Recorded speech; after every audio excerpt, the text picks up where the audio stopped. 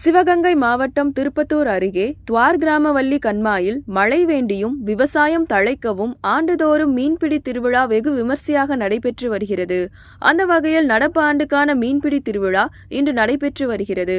ஆலய வழிபாட்டிற்கு பின் ஊர் பெரியவர்கள் மீன்பிடி திருவிழாவை துவக்கி வைத்தனர். அப்போது மீன்பிடி உபகரணங்கள், துணிப்பைகளை கொண்டு ஆயிரக்கணக்கானோர் மீன்களை பிடித்து மகிழ்ந்தனர்.